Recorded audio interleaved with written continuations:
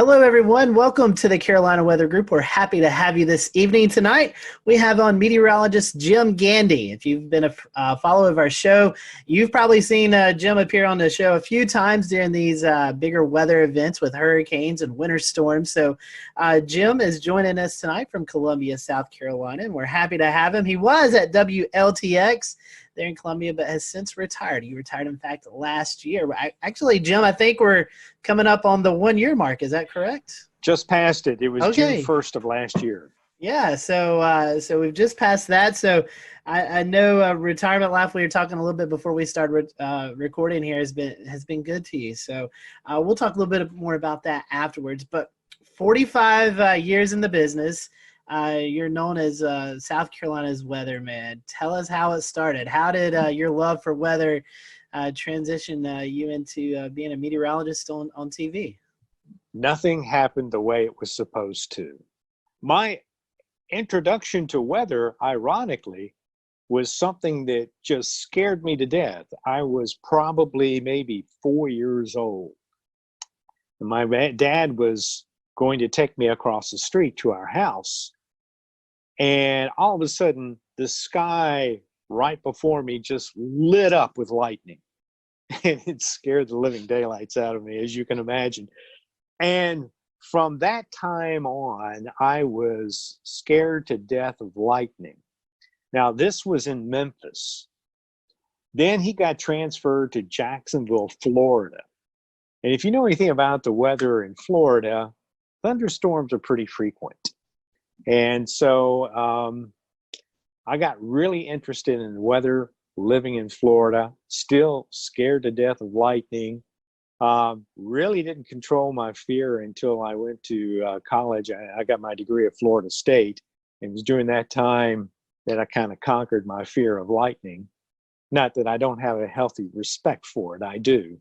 And then I went to Florida State, trained as a research meteorologist, and got out, graduated at absolutely the wrong time. It was 1974. We went straight into a recession. The government froze all hiring. The private sector wasn't what it was today. And so I was forced to kind of look around. My first job as a meteorologist actually was at the Institute of Storm Research in Houston, Texas. But then their contracts dried up. Again, I'm without a job. So I went back to Memphis, and I actually went back to graduate school. And that first semester in graduate school, one of the TV stations in Memphis called me and asked me if I wanted to come down and audition. I had never been to a TV station, didn't know anything about television other than what I saw on TV. I went down there, did the audition. Whatever they saw, they liked, they hired me, and the rest is history. Starting out in Memphis, I think your next move was to Oklahoma City. Oklahoma City. I was in Memphis for 2 years. We were in the midst of a union fight there. The station was being unionized, and I hadn't had a pay raise in 2 years. So I decided, okay, maybe it's time to look elsewhere. And I applied to a number of TV stations in Florida since my background was in tropical meteorology. And one day I get a tape back from Florida, and I think it was the tape I sent to Orlando. I get the tape back. Obviously, it was rejected. One of the directors in the control room said, well, they've got an opening in Oklahoma City. Why don't you try for that? Well, I just got this tape back. I threw it in the mail and didn't think too much of it. But then I would say just a few days later, I got a phone call from Jim Williams at KTVY, now K4 in Oklahoma City. And they flew me out there, and I did an audition right there on their set. I beat out everybody that was looking for the job. And so I spent almost 5 years in Oklahoma City. Then I went and spent 2 years with Mike Smith up in Wichita at the Kansas State Network. And then I got the job at WIS in Columbia, South Carolina. and was there for about 14 and a half years. And then Gannett offered me a job. And I went and worked at corporate for a year and then came to Columbia at their station, WLTX, and was there for 20 years. Going tropical, studying at Florida State, like you said, experienced in tropical meteorology. Then going out to Oklahoma where, now the Oklahoma City market seems to be one of the most sought after markets there is with severe weather coverage. It's turned into, something that everybody tunes into now. Was it like that back in the 80s? I know the helicopters now, we have all these storm chasers, but what was it like in the 80s in the Oklahoma City market? It was fantastic. But you have to understand, I went to Florida State University. We didn't talk much about tornadoes. So when I went out to Oklahoma, I told my folks, I said, well, we're going to find out what kind of meteorologist I am because Oklahoma City is a tough market. It has broken many people, and we'll see if I can hack it. Well, I went out there at just the perfect time. I got the job in July, which was right at the end of the severe storm season. So I really had about 8 months to prepare. And prepare I did, because down the road from Oklahoma City, of course, is the University of Oklahoma, the National Severe Storms Laboratory, all right there in Norman, Oklahoma. And some of my friends at Florida State were working at the Severe Storms Laboratory. So I knew the caliber of people that were down there. My biggest fear in Oklahoma City was going on the air and saying something that wasn't correct. OKC to Wichita to Columbia. Is there anything in particular that drew you to the Midlands versus being out west? Very different. Well, region. one was a job, Right. But after having been in Oklahoma City and Wichita for 7 years, and keep in mind, I grew up in the Southeast.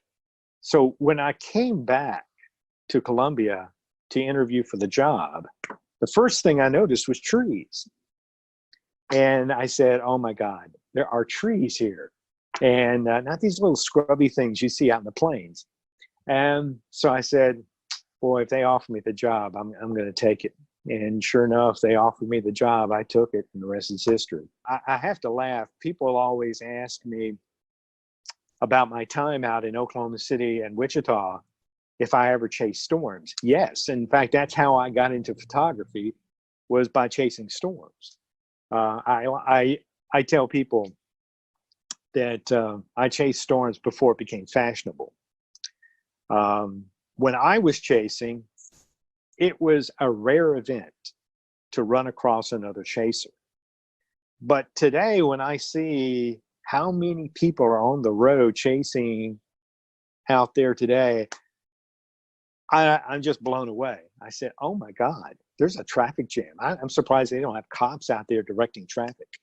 I mean, you're exactly right. I mean, we see it now even on when folks activate their GPS and they go into their apps, right? And they spell out names of people across, 2 or 3 states. It's pretty impressive. So yeah, lots of people. A lot of people out there. And the competition is pretty stiff. Every once in a while on Twitter, you'll hear some scuffling going on about who was first in line or who was supposed to be first. So it's kind of interesting. Well, see, I never had that problem. There wasn't anybody out there. If you don't know what you're looking at in real time at the sky and what's going on in the environment, you can learn a lot from that outside of looking at radar and all these products and everything. So yeah, I mean, that's folks have access to that technology now, so they know how to kind of gain ahead. They can jump over to another state where something else is going on. So kind of well, for me, it was fantastic because I could take what I was seeing in the field, and when I went back to the radar, now I could start to put things together. And I think that made me a better radar analyst because I could see what was on the radar and I could visualize because I had seen it in the field. Right. And so it was a big help. Jim, I want to get back to Columbia. So overall in Columbia, you're talking about 30 years total. 34 years. 34 years. Let's talk about some of the major events, some of the major things you remember from Columbia. I was here during Hugo in '89. I experienced that as a teenager in high school. We left, we went to Union, South Carolina, and came back the next day. And it was just absolutely devastating. But I don't think folks knew what kind of impacts were going to occur inland, especially across the CSRA and all the way up into Charlotte and beyond. So tell us about your experience with Hugo.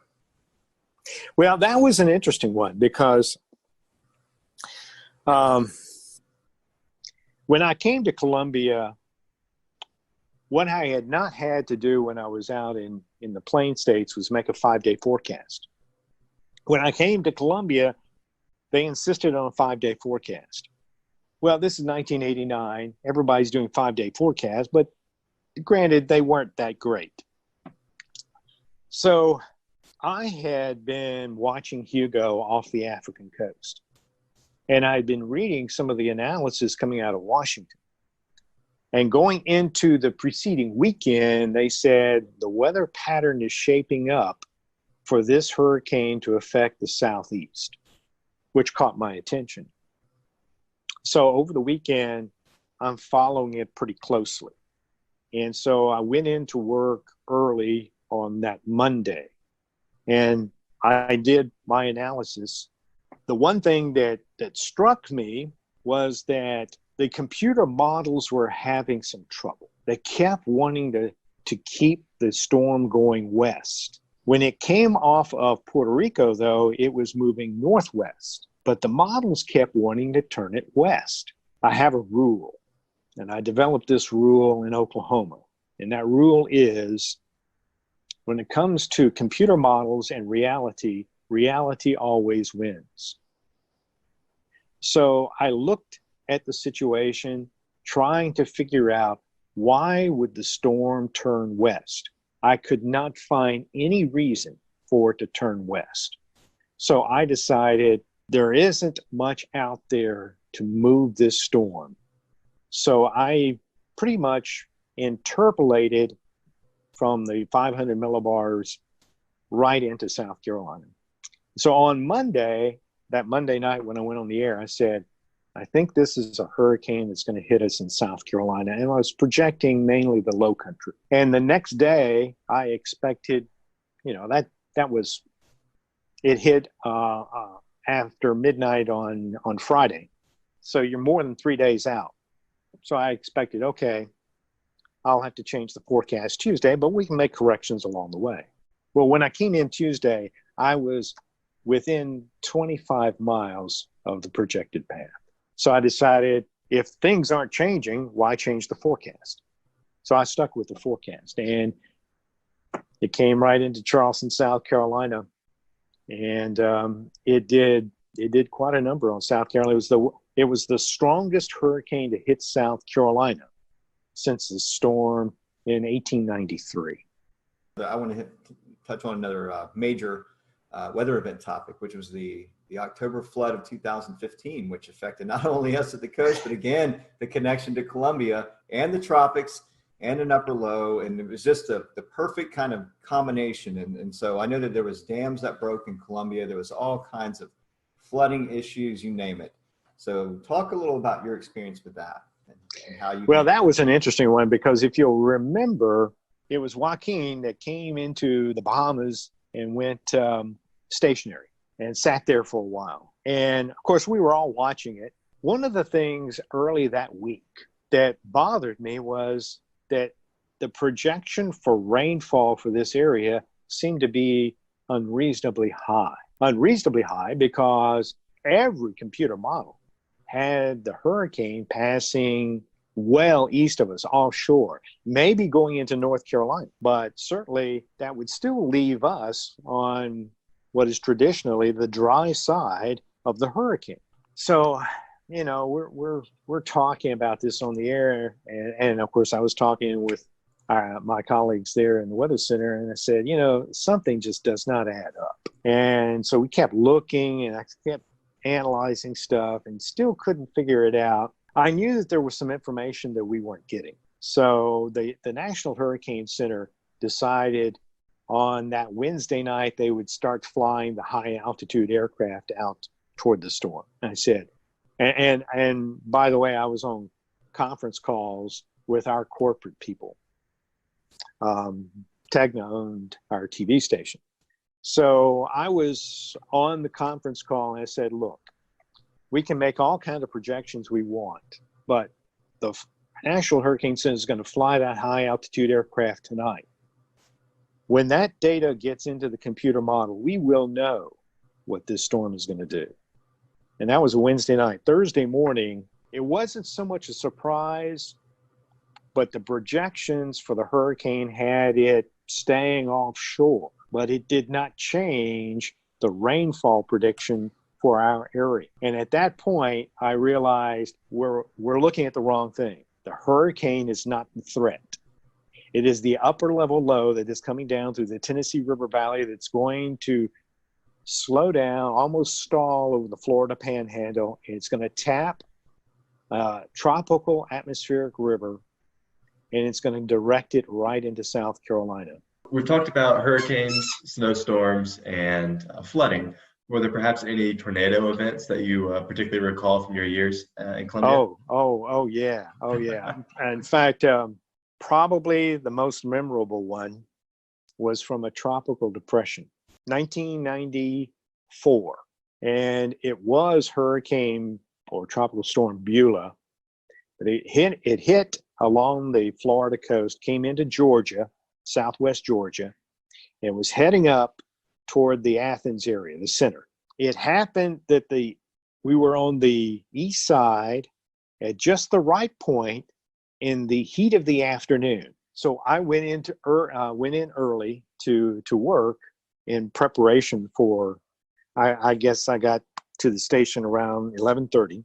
And while Joe Penner, who was doing the weather for the midday show, as he was doing the weather, right after he got off, they issued a tornado warning, and it was for Barnwell County. And I thought, tornado warning. Now, keep in mind, back then, the Weather Service had Doppler radar, but we did not. So I'm thinking, okay, so we went on and gave the warning and everything. And I'm looking at everything as best I can. And all of a sudden, they happened to say that there was circulation in Lexington County. It was down near Pelion, I think it was, or something like that. I went, oh my gosh. So I notified the assignment desk. They said, where do we need, do we need to send someone to Pelion? I said, no, don't go to where it's been, go to where it's going to go. So we sent a photographer out on I-20, and I just said, go toward Highway 6, and then we'll see well, he gets to Highway 6, and he misses the turn, has to turn around. When he does, he sees the tornado. And that was the first of something like 28 or 9 tornadoes that day. Switching gears a little bit, Jim, climate change has been something you're very vocal about. Can you talk to us a little bit about that? It goes back to in 2007. This is when TV stations were starting their websites. Everybody was kind of green back then, so we really didn't know what we were doing, what we wanted to accomplish. And I convinced the TV station. I said, let's do something. Let's start a science and technology page. But I was also at the time on the station's scientist committee. It just so happens that Joe Whitty, a meteorologist who was on the air in Washington, D.C., made a recommendation to Ed Maybeck at George Mason University. And they wanted to see about educating people about climate change. Joe sends a note to the chairman, who was Paul Gross at the time. And Paul then relayed that message to all of us on the committee. And I had just come inside from working out in the yard, and it said on there that they were looking for an advisor. I said, hey, this sounds kind of interesting. So I responded. But a friend of mine on the committee beat me to it. So when I talked to Joe, I said, well, if you need any help or anything like that, just let me know. A few days later, he calls back. He said, how would you like to be the test case? I got the TV station on board. They supported it. The National Science Foundation gave us the grant. And in 2009, ironically, as ClimateGate was breaking, we were meeting in Washington, D.C. to map out a program that would become Climate Matters.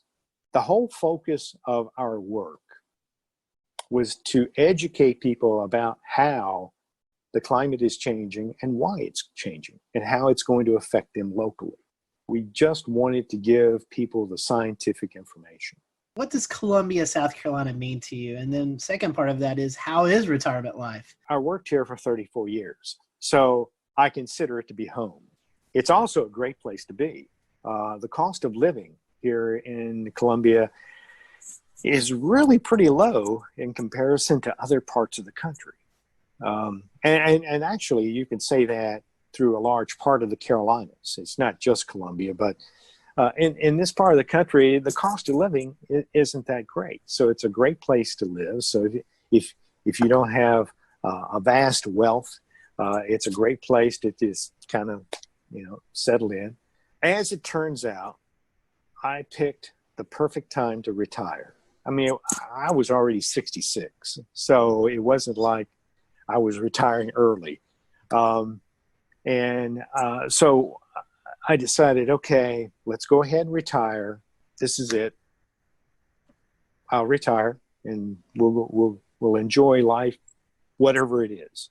Last question, Jim. To wrap this up, what are your words of advice for any future meteorology student or anybody that's currently in the field?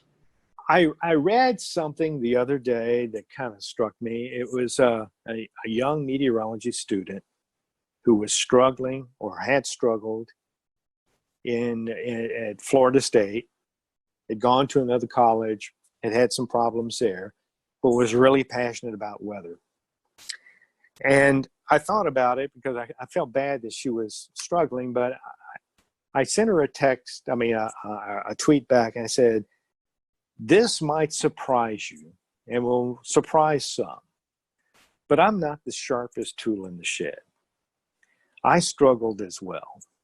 I often joke that I enjoyed the course atmospheric radiation so much, I took it 3 times. And you just have to work hard and persevere. When I graduated, I wasn't at the top of my class. But my parents instilled a work ethic. If you want something, you got to work for it. So in many cases, I wasn't the best person on the air. Certainly, I wasn't always the best looking person on the air. I don't have the best voice on the air. I don't even know why I'm on the air, but I work harder than anybody. One of my colleagues once said, you are the hardest working meteorologist I have ever been around. And it's true. When I go to work, I'm there until it's done.